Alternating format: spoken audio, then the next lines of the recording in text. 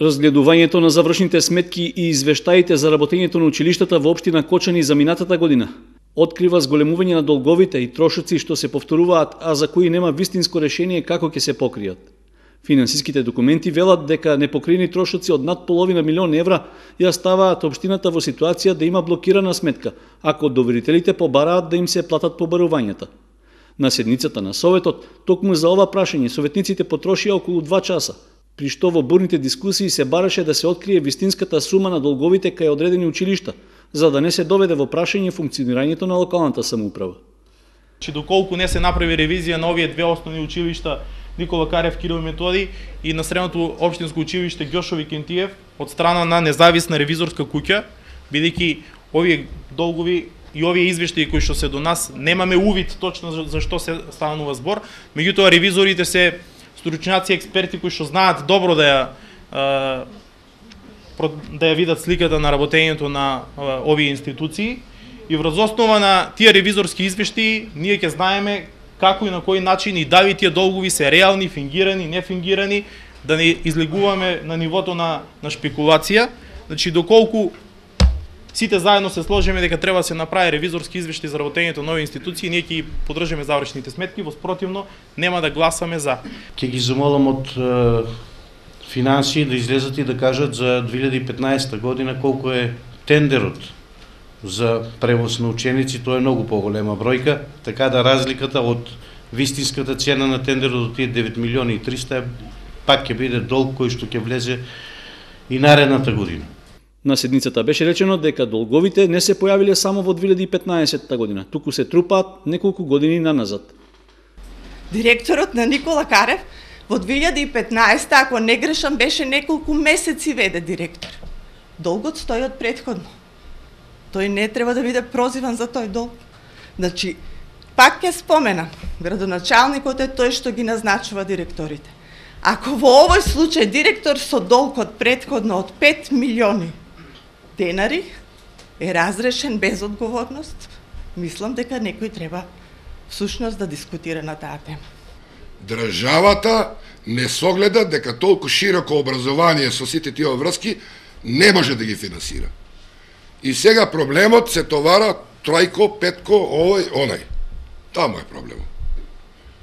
Па добро, ако е така, тогаш што да се прави? Останува предлогот на господинот Љупчо Стоилков да апелираме да го покрива поголемиот дел и ние од буџетот да ги покриваме, да гасиме пожари.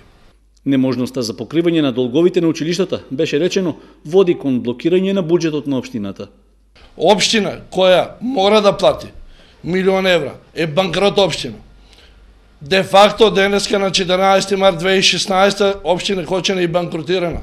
Дали реализацијата на банкротот ќе се случи преку тужба на доверителите со извршни решенија, градоначалникот сега повторно пред мене и се подсмевнува, лично очекувам да се впушти во дискусија, значи тоа е неминовно. Или не се толкави долговите, или има, ајде сега да не минеме во сферата на шпекулации, кој доверител би опростил толкави долгови, или се фингирани, или кој доверител би дозволил некој да му должи 500.000 евра, што каже колегата Љупчо Стоилков, а мај да не е тоа точно, нека се 260.000 евра, Автоатом ќе дозволи да му должи, а па може би ќе биде толку дарежлив и ќе ги опрости долговете. На крајот од дискусиите беше констатирано дека побараната независна ревизија на работењето на училиштата ќе предизвика трошоци за општината. Ако ангажираме плюс ова ревизор, ќе ги оптеретеме и така ова, училиштата со дополнителни средства. Значи да се ангажира ревизорот во општина Кочани, кои се независни ревизори, и тие да врз база на овие завршни сметки, кои мислам дека не се фингирани, кој може да прави фингирани завршни сметки, се знае колку се казните од законодавецот кој предел. Значи, кога само едно училиште како Ѓошови Кентиев должи 450.000 евра и сите останати по 3-4-5 милиони денари, не станува никаков посебен проблем доколку бидат обременети со 50-60.000 денари за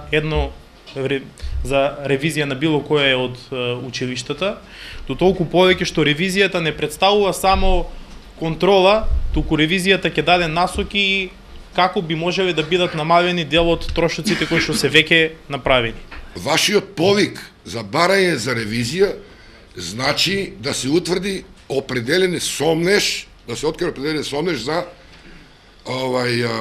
некоректно книжење, односно действие кое што не се случило, а е прокнижено како да се случило.